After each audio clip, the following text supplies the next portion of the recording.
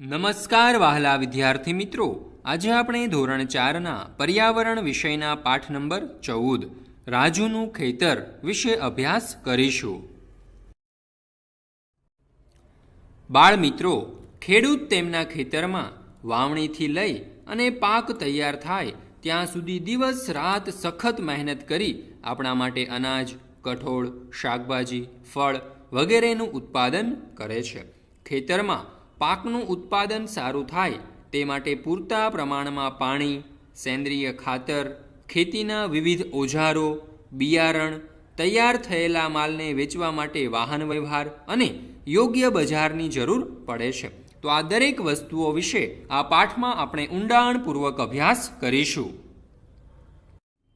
આપણા રાજ્યના ખેડૂતો ખેતરમાં પરિશ્રમ કરી અનાજ, કઠોળ, શાકભાજી, ફળ, તેલીબિયા વગેરે જેવા પાકોનું ઉત્પાદન કરે છે. તેમાં આપણે અનાજની વાત કરીએ તો ઘઉં, બાજરી, જુવાર, મકાઈ વગેરે જેવા અનાજ આપણે ત્યાં ગુજરાતમાં પાકે છે. બાળકો, આપણે ત્યાં ગુજરાતમાં મગ, ચણા, તુવેર, વટાણા, ચોળા વગેરે જેવા કઠોળનું ઉત્પાદન પણ થાય છે. આપણે ત્યાં શાકભાજીની વાત કરીએ તો બટાટા, કારેલા, દૂધી, ભીંડા, ડુંગળી, કોબીજ, ફુલેવર, રીંગણ વગેરે જેવા શાકભાજી પણ પુષ્કળ પ્રમાણમાં પાકે છે. બાળકો, આપણે ત્યાં ગુજરાતમાં કયા કયા ફળનું ઉત્પાદન થાય છે તમને ખ્યાલ છે? ચાલો હું જણાવું. કેરી, જામફળ, દાડમ, પપૈયા, તરબૂચ, ચીકુ, કેળા, નારંગી વગેરે જેવા ફળ પણ પાકે છે. અને તેલીબિયાની વાત કરીએ તો મગફળી, તલ, સરસવ, સોયાબીન વગેરે જેવા તેલીબિયા પણ આપણે ત્યાં ગુજરાતમાં સરસ પ્રમાણમાં પાકતા જોવા મળે છે. બાળ દોસ્તો, આ પાઠમાં આપણે ડુંગળીના વાવેતર વિશે અભ્યાસ કરવાનો છે. તો આપણે ગુજરાતના નકશા દ્વારા સમજવાનો પ્રયત્ન કરીએ કે ડુંગળીનું સૌથી વધારે ઉત્પાદન ક્યાં થાય છે. તો અહીં તમે ગુજરાત રાજ્યનો નકશો જોઈ શકો છો. તેમાં અહીં સાબરકાંઠા નામનો જિલ્લો આવેલો છે. તો આ સાબરકાંઠા જિલ્લામાં ડુંગળીનું વિશેષ પ્રમાણમાં ઉત્પાદન થાય છે. આ ઉપરાંત પણ ગુજરાતમાં કેટલાક બીજા પાકોનું સારા એવા પ્રમાણમાં ઉત્પાદન થાય છે. જેમ કે બનાસકાંઠા જિલ્લામાં બટાટાનું ઉત્પાદન થાય છે. તેવી જ રીતે સૌરાષ્ટ્રમાં આવેલા પોરબંદર, જૂનાગઢ, અમરેલી, ભાવનગર વગેરે જિલ્લાઓની અંદર મગફળીનું ઉત્પાદન વિશેષ પ્રમાણમાં થતું જોવા મળે છે. ત્યારબાદ દક્ષિણ ગુજરાત, જૂનાગઢ અને કચ્છ વિસ્તારની અંદર કેરી પણ વિશેષ પ્રમાણમાં પાકે છે. આ પાઠમાં એક રાજુ નામનો છોકરો છે. તે કહે છે કે મારા પિતાજી ખેડૂત છે અને તેઓ ગુજરાતના ઈડર તાલુકાના વસાઈ ગામમાં રહે છે. અહીં તમે ઈડર તાલુકો જોઈ શકો છો. એ ઈડર તાલુકામાં આવેલા વસાઈ ગામમાં આ રાજુ અને તેમનો પરિવાર રહે છે. રાજુ કહે છે કે અત્યારે ઓક્ટોબર મહિનો ચાલી રહ્યો છે અને દરેક વર્ષની જેમ તેમના પિતાજી ડુંગળીના પાક માટે ખેતર તૈયાર કરી રહ્યા છે. આ સમયે ખેતરમાં ઘણા બધા કામ કરવાના હોય છે. એટલે કે ડુંગળીનો પાક લેતા પહેલાં, ડુંગળીનો પાક ઉગાડતા પહેલાં તેના ખેતરને તૈયાર કરવું પડે છે, જેથી તેમાં સારો એવો પાક ઉગી શકે. બાળકો, ખેતર તૈયાર કરવું એટલે કે ખેતરને ખેડવું, તેને સમથળ કરવું, તેની જમીન પોચી અને નરમ બનાવવી. કોઈ પણ પ્રકારનો પાક લેવાનો હોય ખેતરમાં તો ખેતરને આ પ્રકારે તૈયાર કરવું પડતું હોય છે. રાજુ કહે છે કે તે પણ પિતાજીને મદદ કરવા માટે ખેતરે જાય છે. છેલ્લા કેટલાક દિવસોથી તેમના પિતાજી કોદાળી વડે જમીન ખોદી રહ્યા છે, જેથી ખેતર એકદમ નરમ અને પોચું બને અને ડુંગળીનો પાક ખૂબ સારા પ્રમાણમાં ઉગી શકે. શોધી કાઢો. રાજુના વિસ્તારમાં જમીનને નરમ બનાવવા કોદાળી નામના સાધનનો ઉપયોગ થાય છે. આ પ્રકારના સાધનને તમારા વિસ્તારમાં શું કહેવામાં આવે છે તે તમારી નોટબુકમાં દોરો અને ચર્ચા કરો. બાળકો, અમારા વિસ્તારમાં પણ આ સાધનને કોદાળી જ કહેવામાં આવે છે. કોદાળીનો ઉપયોગ ખેડૂત જમીનને પોચી અને નરમ બનાવવા માટે તથા ખાડો ખોદવા માટે કરે છે. બાળકો, ફક્ત ખેડૂત જ કોદાળીનો ઉપયોગ કરે એવું નથી હોતું. કોદાળીનો ઉપયોગ તમે બીજે ક્યાં થતા જોયો છે? હા, કોઈ પણ જગ્યાએ મકાન બનતું હોય ત્યાં પણ ખાડો ખોદવા માટે મજૂરો આ પ્રકારની કોદાળીનો ઉપયોગ કરતા હોય છે. બીજી કોઈ જગ્યાએ તમે કોદાળીનો ઉપયોગ થતો જોયો છે તો તે જરૂર લખજો. હવે રાજુના પિતાજીનું ખેતર એકદમ નરમ અને પોચું થઈ ગયું છે, એટલે કે ડુંગળીના બીજ વાવવા માટે તૈયાર થઈ ગયું છે અને તેઓ બીજને વાવવાની તૈયારી પણ કરી રહ્યા છે. રાજુ કહે છે કે આ વર્ષે પણ મારા પિતાજી ખેતરમાં ડુંગળીના બીજ વાવશે. ડુંગળીના બીજ આ પ્રકારના કાળા રંગના હોય છે. ખેડૂતો તે એગ્રોમાંથી લાવતા હોય છે. બળદો હળ ખેંચશે અને પિતાજી હળ પાછળ ચાલીને ચાંચમાં બીજ નાખશે. જુઓ, અહીં તમે બળદ જોઈ શકો છો અને આ બળદની સાથે એક હળ પણ જોડવામાં આવેલું છે. જેમ જેમ બળદ આગળ ચાલશે તેમ તેમની સાથે જોડેલું હળ જમીનની અંદર ખૂંદતું જશે અને જમીનને ઉથલપાથલ કરતું જશે, એટલે કે જમીનને વધારે પોચી બનાવતું જશે. અને ત્યારે જ રાજુના પિતાજી પણ આ હળની સાથે સાથે આગળ ચાલશે અને જમીનની અંદર જે ચાંસ પડ્યા છે તેની અંદર ડુંગળીના બીજ રોપતા જશે. જુઓ, રાજુ કહે છે કે પિતાજીની જેમ તેમને પણ આ કાર્ય કરવું છે, એટલે કે તેમને પણ ડુંગળીના બીજ રોપવા છે.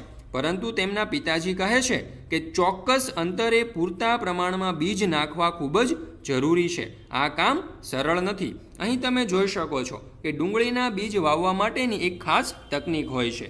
બે બીજની વચ્ચેનું અંતર સરખું રહેવું જોઈએ. જો અંતર સરખું નહીં રહે તો ડુંગળીનો પાક સારો ઉગી શકશે નહીં. અને રાજુના પિતાજી કહે છે કે તું હજી નાનો છો એટલે ઘણા બધા બીજ એક જગ્યાએ નાખી દઈશ. તું થોડો મોટો થઈ જા પછી તું પિતાજીની મદદ જરૂર કરજે, એવું તે કહે છે. ખેતર ખેડવા પ્રાણીઓ સિવાય બીજી કઈ રીતનો ઉપયોગ થાય છે તેના વિશે ચર્ચા કરો.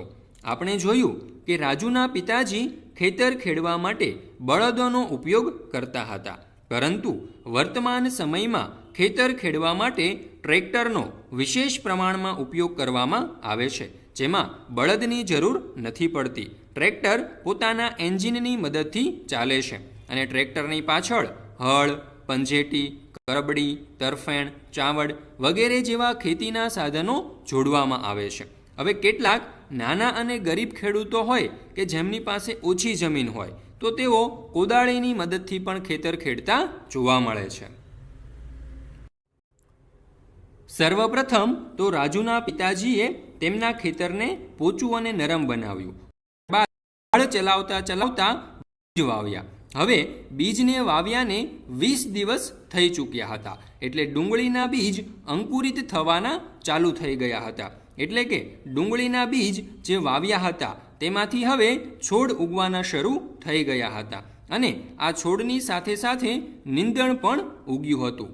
નીંદણ એટલે શું બાળકો? તો કે પાકની સાથે ઉગી નીકળતા વધારાના ઘાસને નીંદણ કહેવામાં આવે છે. નીંદણ ખેતરોમાં અને બગીચાઓમાં વાવ્યા વગર ઉગી નીકળે છે, એટલે કે તેને વાવવું પડતું નથી. અહીં રાજુના પિતાજી કહે છે કે જો આ નીંદણને સમયાંતરે ઉખાડી લેવામાં ન આવે, એટલે કે કાપી લેવામાં ન આવે, તો ડુંગળીના પાકને મળતા પાણી, પોષક તત્વો અને ખાતરમાં આ નીંદણ ભાગ પડાવે છે અને ડુંગળીનો પાક ખૂબ જ ઓછો ઉતરે છે. એટલા માટે સમયાંતરે નીંદણને ખેંચી લેવું જોઈએ. મમ્મી, કાકા અને હું એટલે કે રાજુ પિતાજીને આ કામમાં મદદ કરે છે. ત્યારબાદ થોડા દિવસો પછી રાજુના ખેતરમાં ડુંગળીનો પાક તૈયાર થઈ ગયો હતો. રાજુ કહે છે કે ડુંગળીના પાકને જોઈ અને મને ખૂબ જ આનંદ થાય છે, કારણ કે તેણે પણ મહેનત કરેલી છે. તે મારા ઘૂંટણ જેટલા ઊંચા થઈ ગયા છે. એટલે કે ખેતરમાં જે ડુંગળીના છોડ છે તે રાજુના ઘૂંટણ જેટલા ઊંચા એટલે કે મોટા થઈ ગયા છે. હવે જ્યારે ડુંગળીનો પાક પાકી જાય છે ત્યારે તેના પાંદડા પીળા થવા લાગે છે અને સુકાઈ જાય છે. આ ફોટાની અંદર તમે જોઈ શકો છો કે આ ડુંગળીનો ઉપરનો જે ભાગ છે તે ધીમે ધીમે સુકાવા લાગ્યો છે અને પીળો પણ પડી ગયો છે. તેનો મતલબ કે હવે આ પાકને કાપવાનો એટલે કે તેને લણણી કરવાનો સમય થઈ ગયો છે. લણણી કોને કહેવાય બાળકો? તો ખેતરમાં તૈયાર થઈ ગયેલા પાકને કાપવાની અથવા તો તેને ઉખેડવાની ક્રિયાને લણણી કહેવામાં આવે છે. બાળમિત્રો, ડુંગળીના પાકને કાપવામાં નથી આવતો, પરંતુ તેને જમીનમાંથી ખેંચવામાં આવે છે, જેને પણ લણણી કહેવામાં આવે છે. બાળકો, તમને ખબર છે કે હવે રાજુના ખેતરમાં ડુંગળીનો પાક તૈયાર થઈ ગયો છે. હવે તેમના ઘરના દરેક સભ્યએ આ ડુંગળીના પાકને લણવા માટે રાજુના પિતાજીની મદદ કરવી પડશે. અને આ લણવાની ક્રિયા સમયસર થાય તે પણ ખૂબ જ જરૂરી છે. જો આ લોકો વિલંબ કરશે તો આ ડુંગળીનો પાક જમીનની અંદર જ સડી જશે અને તેમની બધી જ મહેનત નકામી થશે. આવું ન થાય એટલા માટે તેઓ સમયસર આ ડુંગળીના પાકને લણી લેશે. અહીં તમે ચિત્રમાં પણ જોઈ શકો છો કે રાજુનો પરિવાર અહીં જમીનમાંથી ડુંગળીનો પાક લણી રહ્યો છે. બાળકો, રાજુ પિતાને ખેતરમાં મદદ કરે છે. શું તમે ઘરના વડીલોને તેમના કામમાં મદદ કરો છો? તમે કયા કયા કામમાં મદદ કરો છો? હા, તમે પણ તમારા મમ્મી પપ્પાને કે વડીલોને કોઈને કોઈ કામમાં મદદ તો જરૂર કરતા હશો, બરાબર ને? જેમ કે મમ્મીને દુકાનેથી જોઈતી વસ્તુ લઈ આપવી, ઘર સફાઈ અને સજાવટમાં મદદ કરવી, તેમજ ઘરના બીજા સભ્યોને પણ તેમના કામમાં મદદ કરવા વગેરે જેવા કાર્યો તમે કરતા હશો. બાળકો, તમને કામ કરવાની મજા આવે છે? તો હા, તમને કામ કરવાની તો જરૂરથી મજા આવતી હશે, કારણ કે કોઈકને મદદ કરવાનો કંઈક આનંદ જ અનેરો હોય છે. ડુંગળીનો પાક હવે તૈયાર થઈ ગયો હતો. રાજુના ઘરમાં પણ બધા ખૂબ જ ખુશ હતા, કારણ કે આ વર્ષે તેમની ડુંગળીઓ ખૂબ મોટી હતી અને સારા પ્રમાણમાં પણ ઉતરી હતી. આ ચિત્રમાં તમે જોઈ શકો છો કે મમ્મી અને તેમના કાકી ડુંગળીના સુકાયેલા જે ડાળા હોય છે કે પાંદડાઓ હોય છે તેને કાપી રહ્યા છે. અને તેને કાપવા માટે તેઓ ઇલ્લીઝ નામના એક દાતરડાનો ઉપયોગ કરી રહ્યા છે. જે દાતરડું એટલે કે ઇલ્લીઝ તમે અહીં જોઈ શકો છો. આ જે દાતરડું છે, જે ઇલ્લીઝ છે, તેની ધાર હોય છે તે ખૂબ ધારદાર હોય છે. એટલે તેમાંથી પાંદડા કાપતી વખતે આપણે ખાસ ધ્યાન રાખવું પડે કે આપણી આંગળીઓ ન કપાઈ જાય. હવે પિતાજી અને કાકા આ ડુંગળીના કોથળાઓ ભરી રહ્યા છે અને એ કોથળાઓ ભરાઈ જશે, પેક થઈ જશે. પછી રાજુના પિતાજી આ કોથળાઓને ટ્રકમાં ભરી મંડી કે મોટા બજારમાં વેચવા માટે લઈ જશે. અહીં એક શબ્દ છે મંડી. તો મંડી એટલે ખેતીનો પાક ખરીદવા અને વેચવા માટેનું એક સ્થળ. અને આ સ્થળ ઉપર ખેડૂતો પોતાનો તૈયાર થઈ ગયેલો માલ વેચવા માટે લાવે છે, જ્યારે વેપારીઓ જે ખેડૂત દ્વારા વેચવા માટે માલ લવાયો છે તે ખરીદવાનું કાર્ય કરે છે. ખેતરમાં કોઈ પણ પ્રકારના પાકને ઉગાડવા માટે વિવિધ પ્રકારના કાર્યો કરવા પડતા હોય છે. જેમ કે સર્વપ્રથમ તો ખેતર ખેડવું પડે છે, એટલે કે જમીનને પોચી અને નરમ બનાવવી પડે છે. ત્યારબાદ તેમાં યોગ્ય અંતરે બીજ વાવવામાં આવે છે અને બીજ વવાઈ ગયા પછી આ છોડને પાણી અને ખાતર આપવામાં આવે છે. ત્યારબાદ જે છોડ ઉગે છે તેમની સાથે સાથે વધારાનું ઘાસ પણ ઉગી નીકળે છે, જેને પણ દૂર કરવું પડે છે, જેને આપણે નીંદણ કહીએ છીએ. ત્યારબાદ જે પાક તૈયાર થઈ ગયો હોય તેને કાપવાની કે ખેંચવાની ક્રિયા કરવી પડે છે, જેને લણણી કહેવામાં આવે છે. અને ત્યારબાદ છેલ્લે જે પાક તૈયાર થઈ ગયો છે તેને કોથળામાં પેક કરી અને વેચવા માટે બજાર સુધી લઈ જવામાં આવે છે. તમારી નોટબુકમાં ઉત્તર લખો. રાજુએ તેના પિતાને કયા કયા કામમાં મદદ કરી હતી? તો રાજુએ તેના પિતાને ખેતરમાં જમીન પોચી કરવામાં, ખેતરમાં નીંદણને દૂર કરવા, ડુંગળીના પાકને લણવામાં અને ડુંગળીના કોથળા ભરવામાં મદદ કરી હતી. તમારા ઘરની નજીક કોઈ ખેતર છે? તેમાં શું ઉગાડવામાં આવ્યું છે? અહીં હું મારા વિશે લખું તો મારા ઘરથી થોડે દૂર ઘણા બધા ખેતરો આવેલા છે. તેમાં શેરડી, કેળા અને વિવિધ પ્રકારના શાકભાજી ઉગાડવામાં આવે છે. રાજુના પિતા ડુંગળી ટ્રકમાં ભરી લઈ જાય છે.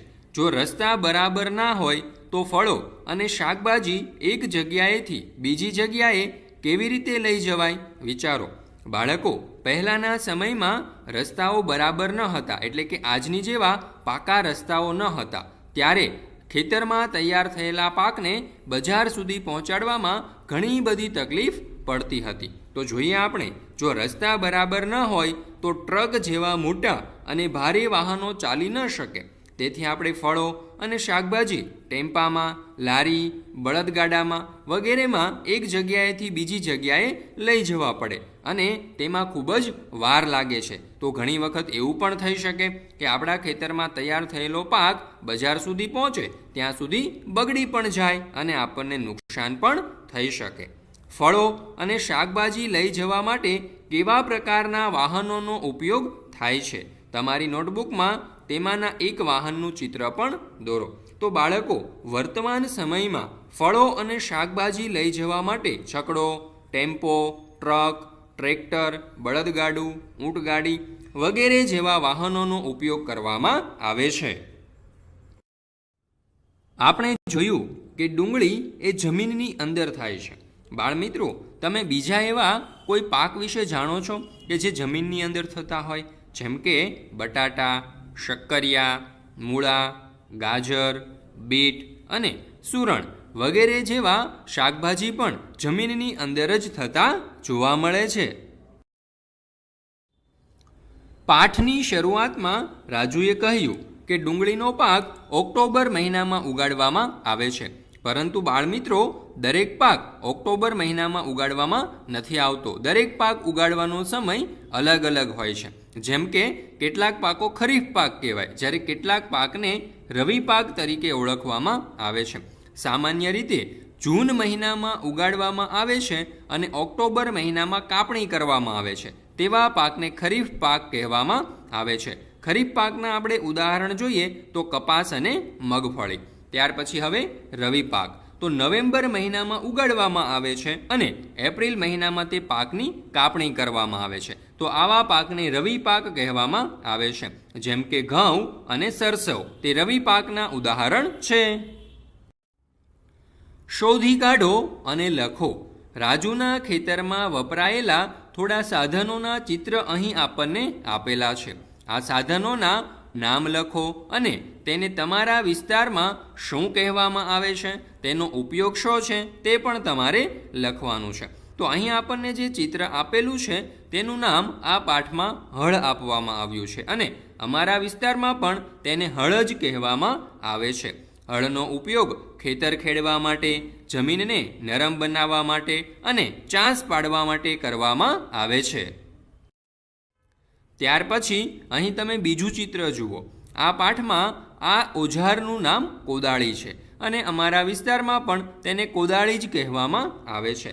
તેનો ઉપયોગ જમીનમાં ખાડો ખોદવા માટે અને જમીનને પોચી બનાવવા માટે થાય છે.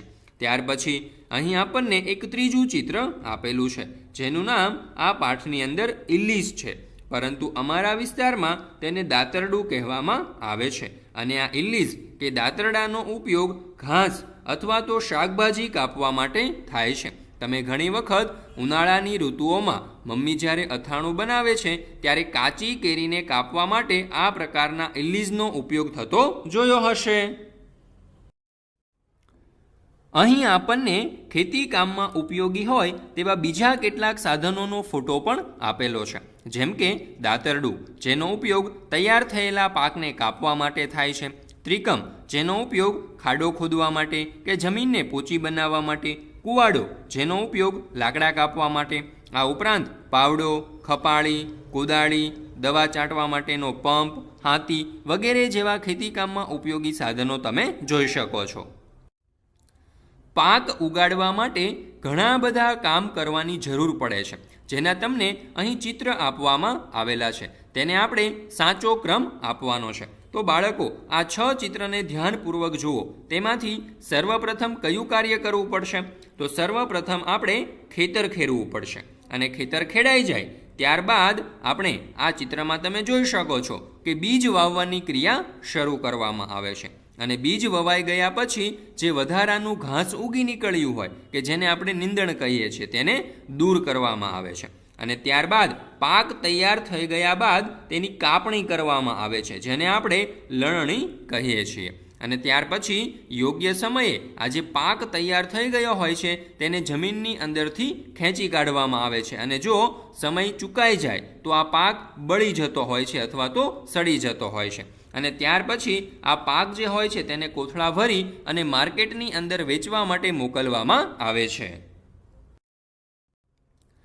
તમારા વિસ્તારમાં કયા કયા પાક લેવામાં આવે છે તેના નામ લખો. તો હું અહીં અમારા વિસ્તારમાં લેવામાં આવતા પાક વિશે લખું છું. તમે તમારા વિસ્તારના પાક પણ લખી શકો છો. જેમ કે અમારા વિસ્તારમાં કપાસ, મગફળી, ઘઉં, બાજરી, એરંડા, તલ, જીરું અને કઠોળ વગેરે જેવા પાક લેવામાં આવે છે. તમારા વિસ્તારમાં થતા કોઈ એક પાક માટે કેવા કેવા કામો કરવા પડે તેની ચર્ચા કરો અને વિગત નોટબુકમાં લખો. તો અમારા વિસ્તારમાં શિયાળુ પાક તરીકે ઘઉં વાવવાની શરૂઆત દિવાળી પછી તરત જ થઈ જાય છે. સર્વપ્રથમ તો ખેતર ખેડી અને તૈયાર કરવામાં આવે છે. ત્યારબાદ જમીનમાં ચાંચ પાડવામાં આવે છે બળદોની મદદથી, અને કેટલાક ખેડૂતો પોતાનું ખેતર 2 વાર પણ ખેડે છે, જેથી કરી વધારે જમીન પોચી થાય.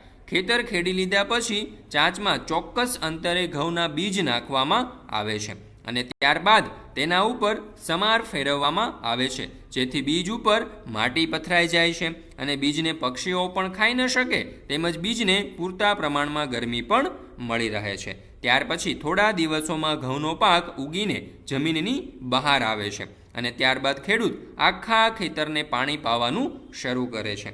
આ રીતે ઘઉંને 4 થી 5 વાર પાણી પીવડાવવું પડે છે. આવી રીતે 4 થી 5 મહિનામાં ઘઉંનો પાક તૈયાર થાય છે, અને તૈયાર થયેલા પાકની કાપણી કરી થ્રેશરની મદદથી ખડું લેવામાં આવે છે, અને છેલ્લે ખેડૂત આ ઘઉંને કોથળામાં ભરી માર્કેટિંગ યાર્ડમાં વેચવા માટે લઈ જાય છે. તો આ પ્રકારની પ્રક્રિયાઓ કરવામાં આવે છે. આ પાઠનો ધ્યાનપૂર્વક અભ્યાસ કરવા બદલ આપ સર્વ વિદ્યાર્થી મિત્રોનો ખૂબ ખૂબ આભાર. ફરી મળીશું એક નવા પાઠ સાથે.